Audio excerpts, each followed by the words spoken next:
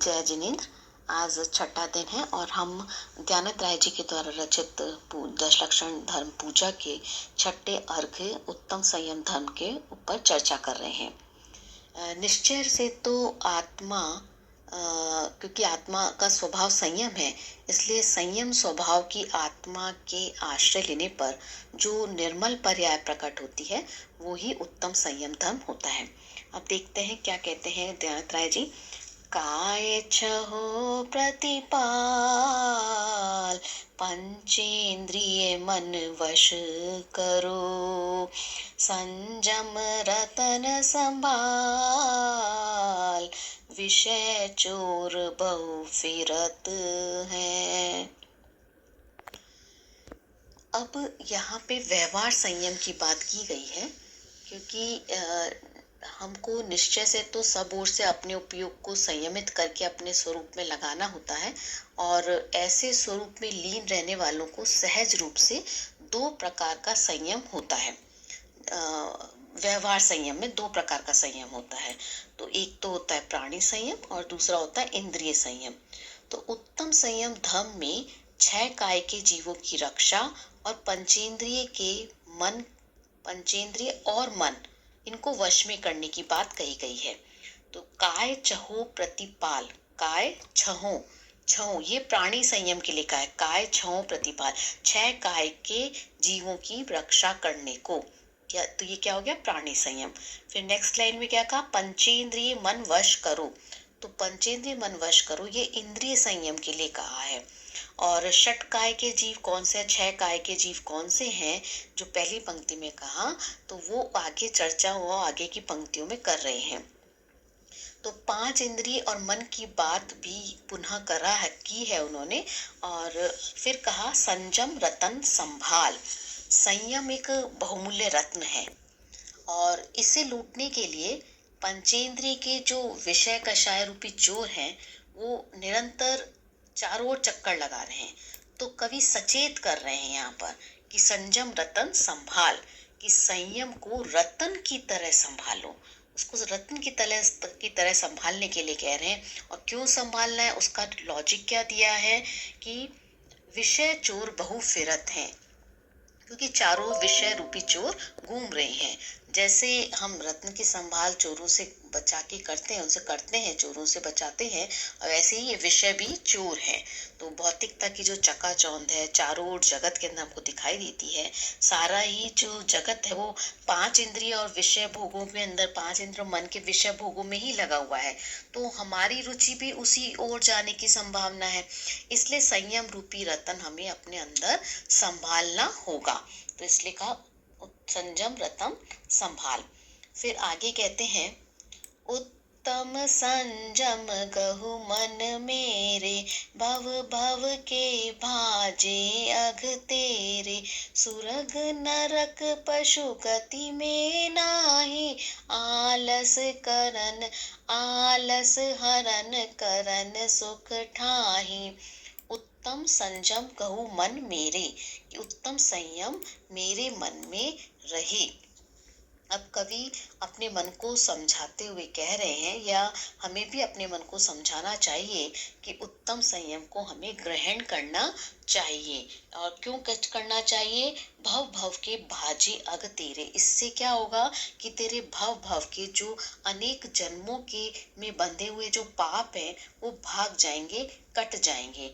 तो जिन 5 इंद्रियों के विषय सुख और विषय भोगों की से हम सुख की जो प्राप्ति की कल्पना करते हैं ना, वो कल्पना मात्र ही है। क्यों, क्योंकि उनसे सुख मिलने वाला ही नहीं है, हम खाली हाथ ही रहने वाला है, हमें कोई उससे सुख मिलने वाला नहीं है। इसलिए संयम को धारण करना ही होगा।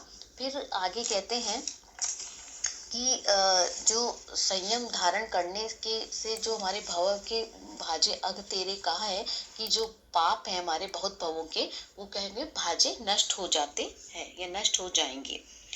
सुरग नरक पशु गति में नाही, सुरग मतलब स्वर्ग, तो स्वर्ग के देव संयम धारण नहीं कर सकते हैं, नरक के नारकी भी संयम धारण नहीं कर सकते हैं, पशु गति में नाही, और पशु गति तिर्यंच गति में भी उत्कृष्ट संयम नहीं है। अब तिर्यंच गति में पंचम गुण स्थान तक तो पहुंच जाते हैं, पंचम गुण स्थान तक पहुंच जाते हैं। अभी हम गुण स्थान की चर्चा आगे करेंगे तो अब हमें और ये सब बातें खुलासा होंगी इनकी। पर महाव्रत अंगीकार नहीं कर सकते तिर्यंच। जैसे हमने देखा था महावीर भगवान जब शेर की पर्याय में थे तो उन्होंने वहां पर अणुव्रत ग्रहण कर लिए थे, तो वो पंचम गुण स्थान हो गया था उनका। तो पंचम गुण स्थान में ही हम अणुव्रत लेते हैं, ये हम पढ़ चुके हैं पहले। तो इसलिए पशु गति में पूर्ण संयम नहीं है, महाव्रत धारण करने पर पूर्ण संयम होता है। तो जब और गति में हो ही नहीं सकता है तो संयम केवल मनुष्य गति में ही हो सकता है, और हमें मनुष्य भव मिला हुआ है, तो मनुष्य भव की सार्थकता तो संयम धारण करने में ही है। फिर आगे कहा आलस हरन करन सुख ठाही, कि आलस्य को दूर करके सुख देने वाले संयम को ही हमें ग्रहण करना चाहिए, अंगीकार करना चाहिए, क्योंकि उससे क्या होगा, हमको सुख प्राप्त होगा। तो सुख प्राप्त करने के लिए हमको आलस्य को त्याग करना चाहिए और संयम को ग्रहण करना चाहिए। अब आगे 6 प्रकार के जो षटकाय के जो जीव हैं उनकी चर्चा आगे बताई गई है कि कौन कौन से षटकाय के जीव हैं। ठाहि पृथ्वी जल आग मारुत रुख त्रस करुणा धरो, सप रस रसना घ्राण नैना कान मन सब वश करो। ठाहि पृथ्वी जल आग मारुत।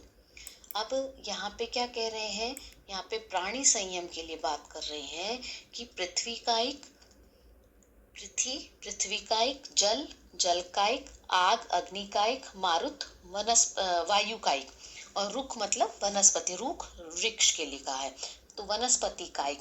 ये जो 5 इंद्रिय, एक एक इंद्रिय जीव है 5 प्रकार के, वो हो गए। और त्रस करुणा करो, और त्रस एक लिया त्रस नंबर का, मतलब 6 प्रकार के जीव हैं, तो 5 तो हो गए एक इंद्रिय जीव, और छठा खा त्रस, त्रस के अंदर 2 इंद्रिय से लेकर के 5 इंद्रिय तक के जीवों को एक साथ ग्रुपिंग कर दी गई है।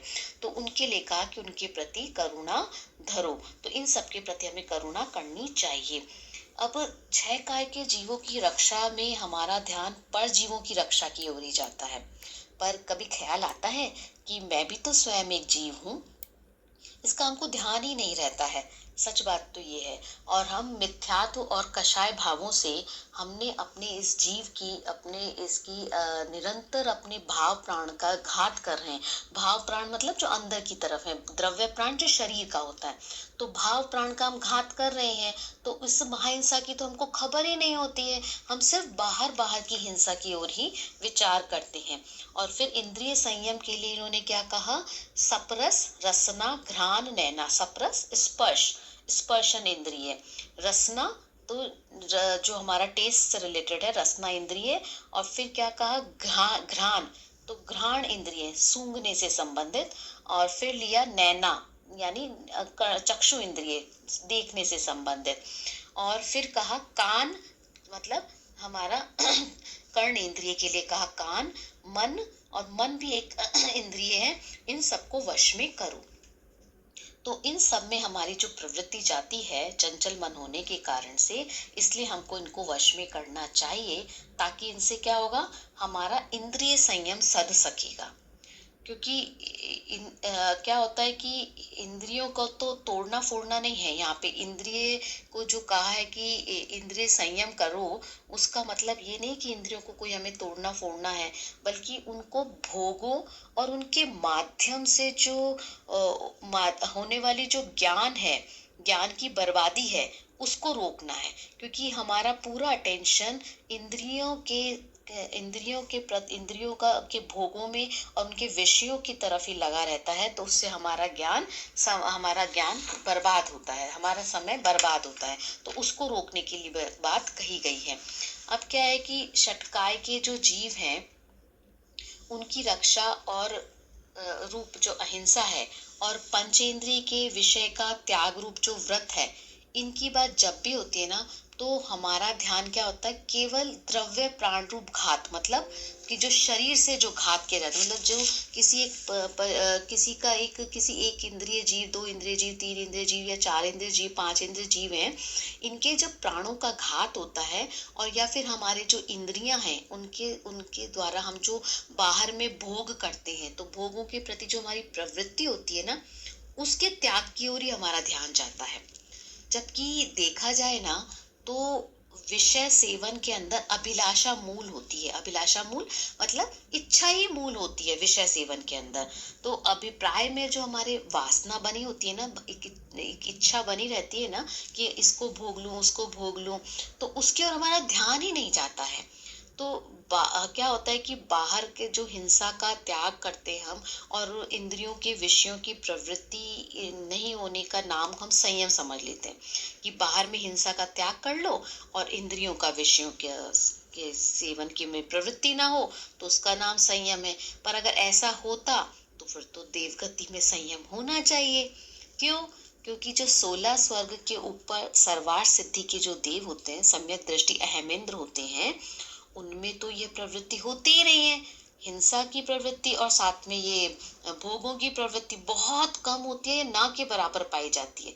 लेकिन संयम मात्र बाहरी प्रवृत्ति का नाम नहीं है, बल्कि उस पवित्र आंतरिक वृत्ति का नाम है, जो मनुष्यों में ही पाई जाती है, देवों में नहीं पाई जाती है। तो इसलिए देव भी संयम के लिए, मनुष्य भव के लिए तरसते हैं। तो फिर अब आगे संयम को धारण करने की प्रेरणा देते हुए आगे कवि कह रहे हैं, जिस बिना नहीं जिन राज सीझे, तुरुल्यो जग कीच में, एक घड़ी मत विसरो करो नित, आव जम मुख बीच में। क्या कहा है? जिस बिना नहीं जिनराज सीझे। जिनराज का मतलब तीर्थंकर। तीर्थंकर को भी जिसके बिना नहीं सीझे, मतलब सिद्ध नहीं हुए, वो उससे मुक्त नहीं हुए। तो तीर्थंकर को भी संयम अंगीकार करना पड़ा था, उसके बाद ही वो सिद्ध हो पाए थे। तो तीर्थंकर, इसका मतलब ये नहीं, ये है कहने का मतलब ये है कि तीर्थंकर ये ना समझ लें कि हमारा अब गर्भ कल्याणक हो गया, अब जन्म कल्याणक भी हो गया, तो अब हम तो तीर्थंकर बनने ही वाले हैं, केवल ज्ञान हो ही जाएगा, अपने घर में बैठे रहेंगे तो होगा क्या? नहीं होने वाला। तो उनको भी मुनि दीक्षा, महाव्रत, सकल संयम अंगीकार करना पड़ता है, साधना करनी पड़ती है, तब वो वास्तव में सिद्ध दशा को प्राप्त हो सकते हैं। कहने का मतलब ये है कि जो तीर्थंकर हैं उनको भी संयम अंगीकार करना पड़ता है। इसलिए कहा कि जिस बिना नहीं जिन राज सींचे। फिर क्या कहा? तू रुलियो जग कीच में, कि हम सब जो जीव हैं वो संयम के बिना जगत के कीचड़ में, जग कीच, जगत के कीचड़ में उलझ रहे हैं, रुल रहे हैं। तो जगत में हम उलझ रहे हैं, रुल रहे हैं का मतलब क्या है? जो पंच परावर्तन होता है, 5 प्रकार का परावर्तन होता है, 5 रूप से हम जगत में बार बार घूमते रहते हैं, द्रव्य, क्षेत्र, काल, भव, भाव की अपेक्षा से। ये आगे आप पढ़ेंगे इसकी डिटेलिंग, तो तब हम चर्चा करेंगे। एक संक्षेप में समझ लीजिए कि हम जगत में पंच परावर्तन कर रहे हैं, इसलिए कहा कि तुरुलियो जग कीच में। अब बात चल रही है विषय भोगों में उलझकर हम घूमते जा रहे हैं, तो इसलिए क्या प्रेरणा दी है कवि ने? एक घड़ी मत विसरो करो नित।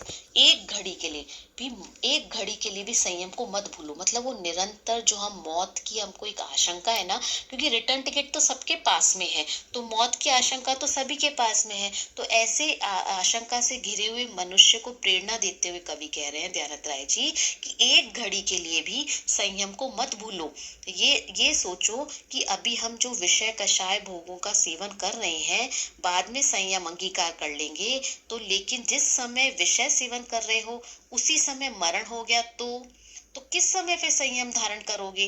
तो ये हमको विचार करना है कि हमको आगे का भविष्य का सोचना नहीं है कि हम भविष्य में ऐसा कर लेंगे। क्यों? क्योंकि हमारे आयु का तो कब खत्म हो जाएगी इसका कोई ठिकाना ही नहीं है। इसके लिए कहा आव जम मुख बीच में। जम यमराज, यम के मुख के बीच में कब, मतलब हमारी आयु कैसी है कि हम यमराज के मुख के बीच में बैठे हुए हैं। अब किस समय किसका काल आ जाएगा कोई नहीं कह सकता। इसलिए एक घड़ी के लिए भी संयम को नहीं भूलना चाहिए। सारा जगत जो है वो संयम के बिना इस संसार की कीचड़ में फंसा हुआ है, और संसार सागर से पार उतारने का एकमात्र जो साधन है वो संयम है।